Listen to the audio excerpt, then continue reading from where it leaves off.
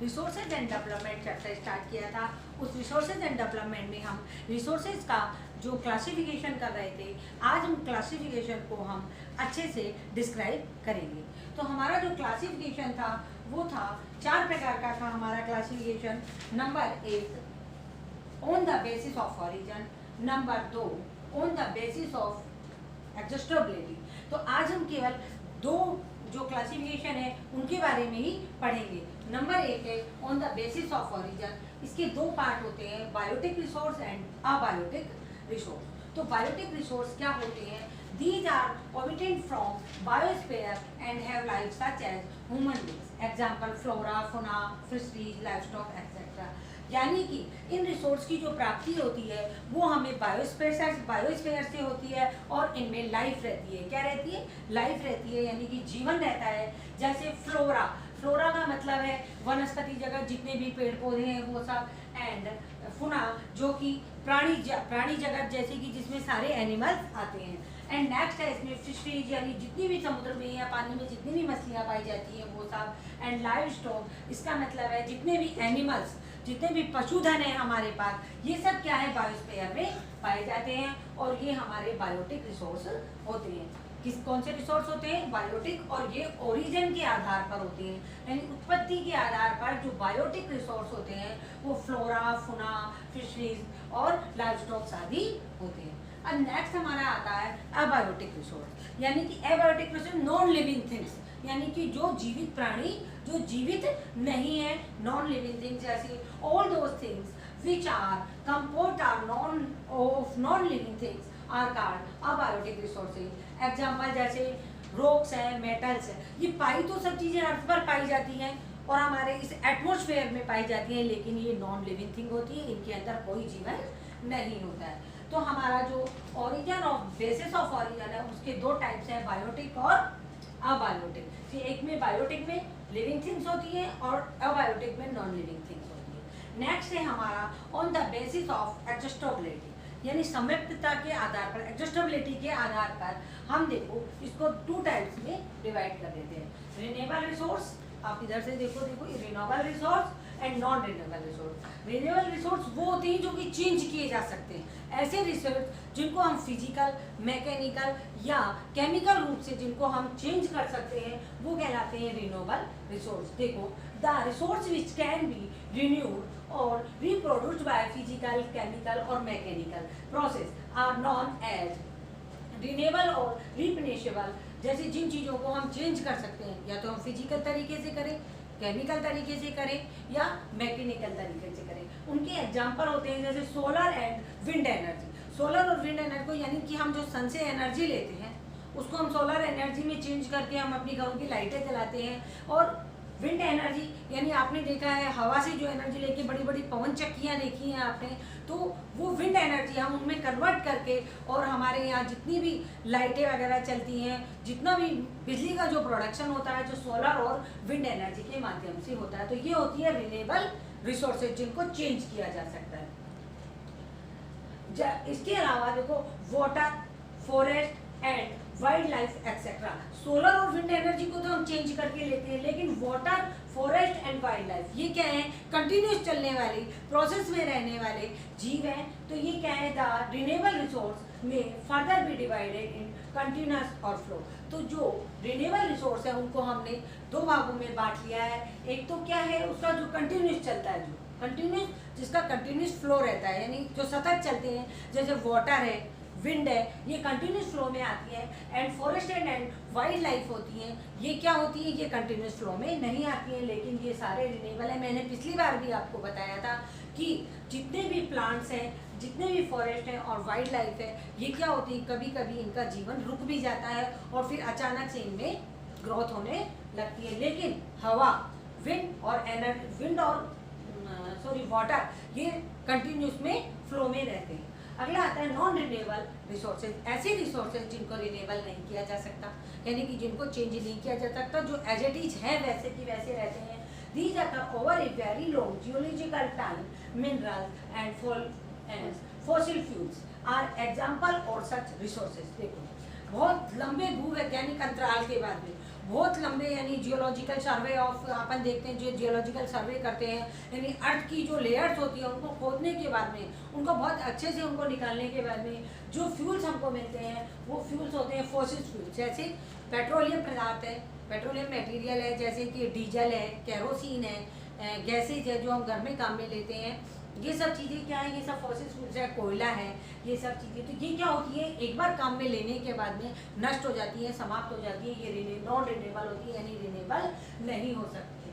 These resources take millions of years in their formation. Some of the resources like metals are recyclable and some like fossil fuels cannot be recycled and get adjust with their use. तो इसका मतलब ये है कि इन जैसे बहुत सारी चीज़ें होती है, हम ज़मीन को खोद करके निकालते हैं तो बहुत सारे मेटल्स भी निकलते हैं। तो मेटल्स क्या है, जैसे मान लो बहुत सारे पेड़ पौधे पत्तियां जो पेड़ों के जो ज़मीन के अंदर दब जाती है वो किस में चेंज हो जाते हैं, वो मेटल्स में चेंज हो जाते हैं। तो जितनी भी मेटल्स हैं या फॉसिल फ्यूल्स हैं ये सब क्या होते हैं, नॉन रिन्यूएबल होते हैं और एक बार के प्रयोग के साथ ही can not be recycled and get adjust with their use. यानी एक बार यदि हमने इनको यूज कर लिया तो ये परमानेंट खत्म हो जाते हैं। हम अब अगला करेंगे next.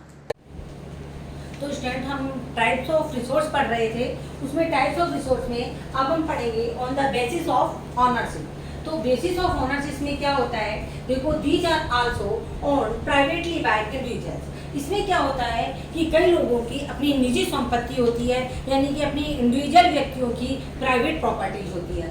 Many farmers on land which is the allotted to them by government against the payment of revenue. देखो कई लोगों को क्या करती है, विलेजेस में अर्बन उसमें रूरल एरियाज में गवर्नमेंट कई फार्मर्स को क्या करती है, लैंड अलॉट करती है, किसके अगेंस्ट, अपने रेवेन्यू के अगेंस्ट, यानी कि उनको लैंड दे देती है और जब किसान उसके ऊपर अपनी खेती करता है उसके बाद में गवर्नमेंट को रेवेन्यू अदा करता है, यानी रेवेन्यू उनको देता है, बदले में लगान देता है। In villages there are many who are landless. गाँव में बहुत सारे लोग ऐसे होते हैं जिन्हें हम भूमिहीन किसान भी कहते हैं, यानी लैंडलेस फार्मर्स जो होते हैं। Urban people on plots, houses and other property, plantation, pasture land, pots, water, in well etcetera. देखो जो अर्बन शहरी जो लोग होते हैं वो अपने पास खेत तो रखते नहीं है, फील्ड्स रखते नहीं है। आप देखते हो शहरों में खेती होती नहीं है, तो शहरों में वो अपनी प्रॉपर्टी रखने के लिए क्या करते हैं, वो उनके पास अपने प्लॉट्स होते हैं, अपने कई सारे हाउसेज होते हैं एंड अदर प्रॉपर्टीज, और उनके पास उसी तरह की प्रॉपर्टीज होती है जैसे प्लांटेशन यानी बाग बगीचे होते हैं उनके, अपने पॉस्चर लैंड होती है उनकी, पॉन्ड्स होते हैं, वाटर इन वेल एक्सेट्रा, यानी उनके अपने पॉन्ड्स होते हैं। कई लोग अपने अपने घरों में बड़े बड़े स्विमिंग पूल करवा लेते हैं, या उसको क्या कहते हैं जो ट्यूबवेल वगैरह खुदवाते हैं अपने, तो उस तरीके का वाटर इन वेल। और some of example of resource ownership by individual. तो ये सारे जो एग्जांपल है ये इंडिविजुअल ओनरशिप के एग्जांपल है। तो आपको on the basis of ownership समझ में आ गया। अब हम पढ़ेंगे कम्युनिटी ऑन रिसोर्सेज, यानी कि वो रिसोर्सेज जो कम्युनिटी के होते हैं। किनके होते हैं, एक समुदाय के यानी एक कम्युनिटी के होते हैं। वो इंडिविजुअल थे यानी निजी, किसी का अपनी प्राइवेट प्रॉपर्टी थी। ये क्या होती है, ये जो प्रॉपर्टीज होती है किसी की प्राइवेट नहीं होती, ये एक संस्था की होती है, उस कम्युनिटी की होती है जिसमें बहुत सारे लोग सम्मिलित होते हैं। जैसे there are resources which are accessible to all the members of the community, यानी एक कम्युनिटी में कई सारे लोग सम्मिलित होते हैं। विलेज कॉमन्स, जैसे विलेजेस में क्या कॉमन्स होता है, जैसे ग्रेजिंग ग्राउंड्स है। ग्रेजिंग ग्राउंड्स वो होते हैं जहाँ पर बहुत सारे पशु आकर के अपना मतलब ग्रेजिंग करते हैं, खाना खाते हैं। ब्यूरल ग्राउंड, शमशान भूमि जो होती है, विलेज पॉन्ड्स एक्सेट्रा, यानी विलेज में जो पॉन्ड्स होते हैं, वेल्स होते हैं, पॉन्ड्स होते हैं, और जिनको बावड़ियाँ कहते हैं वो बावड़ियाँ होती हैं। वो सब ये सारे क्या होते हैं, कम्युनिटी ऑन रिसोर्स होते हैं। इसके अलावा public park, picnic spot, play ground in urban areas are facto accessible to all the people living there। देखो अर्बन रूरल एरियाज में क्या क्या वो होता है common, grazing grounds, burial grounds और विलेज पॉन्ड्स, ये सब चीज़ें उनकी अपनी एक कम्युनिटी में बनी हुई थी। और अर्बन एरियाज में क्या होता है, अर्बन एरियाज में क्या होता है, ग्रेजिंग ग्राउंड नहीं होते क्योंकि ये लोग पशु नहीं पालते। तो यहाँ क्या होता है, जैसे पिकनिक स्पॉट्स होते हैं, पिकनिक स्पॉट्स सबके बहुत सारे लोग जाते हैं, एक साथ पिकनिक बनाने चले जा सकते हैं। पब्लिक पार्क्स होते हैं, हर एक कॉलोनी में एक पार्क होता है। प्लेग्राउंड होते हैं, ये प्लेग्राउंड क्या होते हैं, ये भी सब कम्युनिटी के बने हुए होते हैं। कम्युनिटी इसमें क्या होता है, कम्युनिटी में लोग बहुत सारे इकट्ठे होकर के प्लेग्राउंड में जा सकते हैं। इन अर्बन एरिया, ये सारे अर्बन एरियाज के एग्जाम्पल है। हम अब अपना नेक्स्ट देखते हैं। नेक्स्ट है हमारा नेशनल रिसोर्सेज। नेशनल रिसोर्सेज देखो क्या होते हैं, technically all the resources belong to the nation. देखो टेक्निकली जितने भी रिसोर्स है वो सब नेशन में ही होते हैं, यानी कि वो सारे राष्ट्रीय संसाधन हैं। जितने भी रिसोर्सेज हैं वो सब नेशन के हैं, यानी कि एक देश में अगर जितने भी रिसोर्सेज पाए जाते हैं वो सब उस देश के अपने होते हैं। The country has legal power to acquire even private property for public goods. देखो गवर्नमेंट को क्या होता है, गवर्नमेंट को ये एक राइट होता है कि वो क्या कर सकती है, उसको लीगल पावर होती है, वो एक्वायर कर सकती है प्राइवेट प्रॉपर्टीज को पब्लिक गुड्स के लिए, यानी पब्लिक के काम में आने वाली पब्लिक गुड्स के लिए वो किसी की भी प्राइवेट प्रॉपर्टी को एक्वायर कर सकती है। You might have seen roads, canals, railways being constructed on fields owned by some individuals। आपने देखा होगा बहुत सारी रेलवे लाइनें हैं या रोड्स बनी हुई होती है, कैनाल्स बनी हुई होती हैं, ये सब क्या होती हैं, जिनकी अपनी प्राइवेट प्रॉपर्टी होती है। उनकी प्राइवेट प्रॉपर्टी के बीच में से गवर्नमेंट उसको उनकी ज़मीन को एक्वायर कर लेती है और एक्वायर करके उसके बीच में से रास्ता निकाल देती है। जैसे जयपुर में रिंग रोड बनी तो बहुत सारे लोगों के फील्ड्स और उनके जो हाउसेस थे वो भी उनमें गवर्नमेंट ने उनको एक्वायर कर लिया, तो गवर्नमेंट को ये लीगल पावर है। इसके अलावा देखो आप urban development authorize get empowered by the government. ये हमारा हर शहर में, हर एक बड़े शहर में या हर कैपिटल में एक डेवलपमेंट ऑथोराइज होती है। जैसे हाँ जयपुर में है जेडीए, जयपुर डेवलपमेंट ऑथोराइज है, दिल्ली में है दिल्ली डेवलपमेंट ऑथोराइज। तो ये क्या होते हैं, इनको क्या होता है, गवर्नमेंट इनको राइट्स देती है कि वो कोई भी ऐसी लैंड हो जो पब्लिक गुड्स के काम में आ रही है उसको वो एक्वायर कर सकती हैं। ऑल द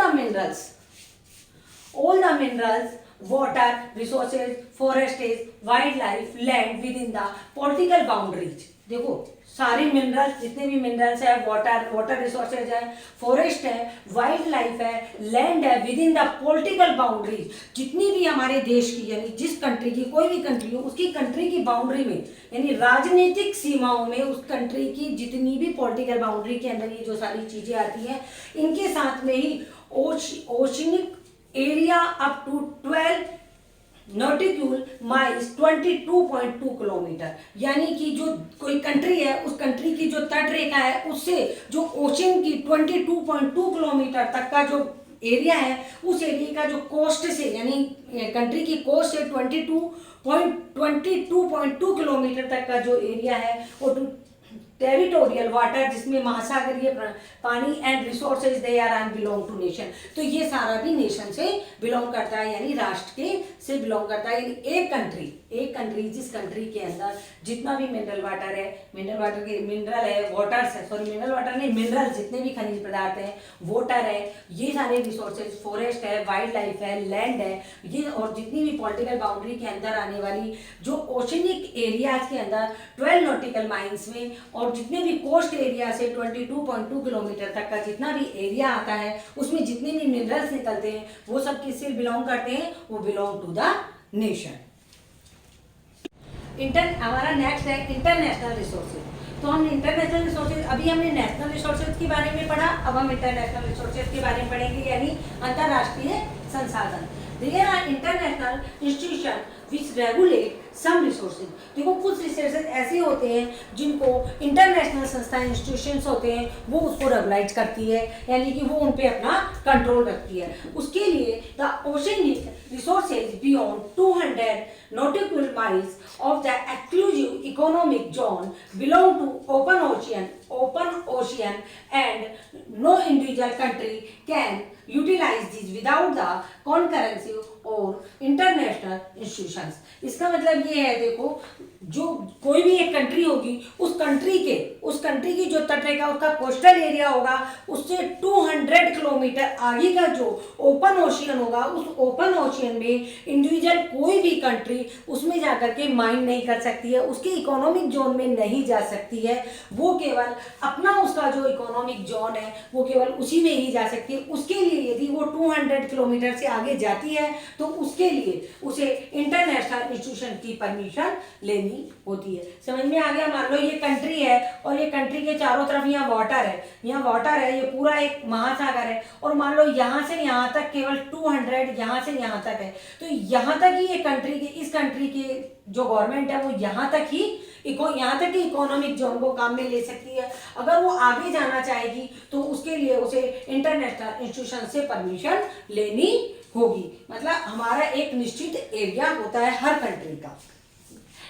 आगे हमारे देखो एक छोटा सा एक फैक्ट है इसमें कि India has got the right to mine manganese nodules from the bed of the Indian ocean front that area which lies beyond the exclusive economic zone. देखो इंडिया को एक राइट है कि वो क्या कर सकती है, इंडियन ओशियन में जो मैग्नीज नोडल्स है, इंडियन ओशियंस की जो तलहटी है उसमें क्या है, जितने भी मैग्नीज नोडल्स है उनका वो हमारे इकोनॉमिक जोन में आते हैं और उसको हम माइन कर सकते हैं, यानी इंडिया उसका खनन करके मैग्नीज नोडल्स को निकाल सकती है। नेक्स्ट है on the basis of the status of development potential resources. अब हम किनको पढ़ेंगे, हम उसके बारे में पढ़ेंगे जो कि ऐसे रिसोर्सेज होते हैं, ऐसे रिसोर्सेज के बारे में पढ़ेंगे जो है तो सही हमारे पास लेकिन उनका अभी डेवलपमेंट नहीं हुआ है। तो ये रिसोर्सेज कहलाते हैं पोटेंशियल रिसोर्सेज, यानी कि डेवलपमेंट के आधार पर जो भी रिसोर्सेज है उनके बारे में पढ़ेंगे। नंबर 1 है potential resources which are found in a region but have not been utilise, यानी कि हमारे रीजन में, हमारे प्रदेश में रिसोर्सेज तो हैं लेकिन उनका यूटिलाइजेशन नहीं हो रहा है। For example western part of India, Rajasthan and Gujarat, जैसे हमारे इंडिया के वेस्टर्न पार्ट में राजस्थान और गुजरात का जो एरिया है वहाँ पर है enormous potential for the development of wind and solar energy. वहाँ पर विंड और सोलर एनर्जी की अपार संभावनाएं हैं। राजस्थान और गुजरात की जो पश्चिमी एरिया है यानी कि जो वेस्ट साइड है वहाँ पर सौर ऊर्जा और पवन ऊर्जा की अपार संभावनाएं हैं, बट वहाँ पर इनका इतना अधिक डेवलपमेंट नहीं है और अधिक डेवलपमेंट नहीं होने की वजह से हम इसको यूटिलाइज नहीं कर पा रहे हैं या यूज नहीं कर पा रहे हैं। एंड अगर आती है हमारी डेवलप्ड रिसोर्स, ये क्या है, पोटेंशियल रिसोर्सेज जो होते हैं ये डेवलप नहीं होते हैं, लेकिन डेवलप्ड रिसोर्स जो कि डेवलप हो चुके हैं जिनको हम यूज में ले रहे हैं। Resources which are surveyed and their quality and quantity have been determined for utilization, यानी ऐसे रिसोर्स जो जिनका सर्वे किया जा चुका है, जिनकी क्वांटिटी और क्वालिटी को डिटरमाइन कर लिया गया है और जिनको हम यूटिलाइजेशन जिनका हम कर रहे हैं। The development of resources depend on the technology and level of their feasibility. देखो जितने भी डेवलपमेंट रिसोर्सेज है वो किन पर डिपेंड करते हैं, वो डिपेंड करते हैं टेक्नोलॉजी पर, यानी किस तरीके की टेक्नोलॉजी से वो बने हैं, and level of their feasibility, और उनकी फिजिबिलिटी कितनी है। तो आपने ये देखा, ये थे पोटेंशियल रिसोर्स और ये है डेवलप्ड रिसोर्स, यानी जो डेवलप हो गए हैं। जैसे अभी अपनी कोरोना की जो वैक्सीन बनी है वो क्या है, वो अभी है डेवलप्ड रिसोर्स हो चुकी है। पहले वो क्या थी, पोटेंशियल रिसोर्स थी, यानी वो डेवलप नहीं थी तो सही, यानी उसकी टेक्निक तो थी लेकिन उस टेक्निक को डेवलप नहीं किया था। लेकिन अभी वो क्या, उस टेक्निक को हमने जब हमारे वैज्ञानिकों ने डेवलप कर लिया तो वो डेवलप्ड रिसोर्स में आ गई है और वो किस पर डिपेंड कर रही है, हमारी टेक्नोलॉजी पर, यानी कौन सी टेक्नोलॉजी से किस तरीके की कौन सी वैक्सीन बनी है। तो ये होते हैं डेवलप्ड रिसोर्स। अब नेक्स्ट हम देखते हैं स्टूडेंट, हमारा नेक्स्ट रिसोर्स है स्टॉक्स। स्टॉक क्या होते हैं, देखो स्टॉक जो होते हैं भंडार, जो किसी चीज़ को हम स्टॉक कर लेते हैं, यानी किसी चीज़ का हम जो भंडार कर लेते हैं वो स्टॉक कहलाते हैं। Materials in the environment which have the potential to satisfy human needs. देखो ह्यूमंस को नीड करने के लिए और उनको जो सेटिस्फाई करने के लिए हमारे एनवायरनमेंट में बहुत सारी मटेरियल्स हैं। हमारे एनवायरनमेंट में ह्यूमंस को जो सेटिस्फाई करने के लिए बहुत सारे मटेरियल्स हैं, तो human being do not have the appropriate technology to assess these are including among stock. लेकिन इतना सारा भंडार होने के बावजूद भी human beings do not have the appropriate technology, यानी कि ह्यूमन बीइंग्स के पास में ऐसी कोई टेक्नोलॉजी नहीं है जिससे कि वो जितना भी एनवायरनमेंट में जितने भी मटेरियल है, जितना भी स्टॉक्स है उसको यूज कर सके। मतलब इतनी अच्छी टेक्नोलॉजी ह्यूमन बीइंग्स के पास नहीं है। फॉर एग्जाम्पल हम देखते हैं water is compound of two gas. देखो पानी दो चीजों से मिलकर बना है। वाटर है जो दो एटम उसके हाइड्रोजन के होते हैं और एक ऑक्सीजन का होता है, तो उनसे मिलकर बना होता है H2 plus O is equal to H2O। ये हमारे वाटर का क्या है, केमिकल फॉर्मूला है। तो अब आप देखो, जैसे हाइड्रोजन के यहाँ 2 एटम है, तो hydrogen can be use rich source of energy but we do not have advance technical know how to use if for this purpose. अब देखो यहाँ जो हाइड्रोजन है, हाइड्रोजन को हम चाहें तो हाइड्रोजन क्या है, एनर्जी का बहुत रिच रिसोर्स है। यदि हम चाहें और हमारे पास एडवांस टेक्नोलॉजी हो तो हम क्या कर सकते हैं, इससे हाई पावर की एनर्जी हाइड्रोजन से प्राप्त कर सकते हैं, ले सकते हैं। लेकिन हमारे पास क्या है, ह्यूमन बींग्स के पास क्या है कि अच्छी और टेक्नोलॉजी नहीं है, यानी एनवायरनमेंट में सो बहुत सारे ऐसे मटेरियल्स हैं जिससे हम अच्छे रिसोर्स बना सकते हैं। तो हमारा एनवायरनमेंट इससे स्टॉक से भरा पड़ा है, लेकिन उसके लिए हमें अच्छी टेक्नोलॉजी चाहिए होती है। हमारा नेक्स्ट टाइप है रिसोर्स का रिजर्व्स। रिजर्व्स का मतलब होता है संचित कोष, यानी जो चीज हमारे पास अभी हमने उसको रिजर्व कर रखी है, हमारे पास है, जिसको हम यूज कर रहे हैं। स्टॉक्स में तो हम यूज नहीं कर रहे हैं, यानी एनवायरनमेंट में ऐसे मटेरियल है जिनको हम अच्छे से यूज नहीं कर पा रहे हैं। लेकिन रिजर्व में क्या है, हम चीजों को यूज तो कर रहे हैं लेकिन हम उनको प्रॉपरली यूज नहीं कर पा रहे हैं। और they subset of the stocks, stocks भी क्या आते हैं, रिजर्व में आते हैं, which can be put into use with the help of exciting technology know how to but their use has not been started.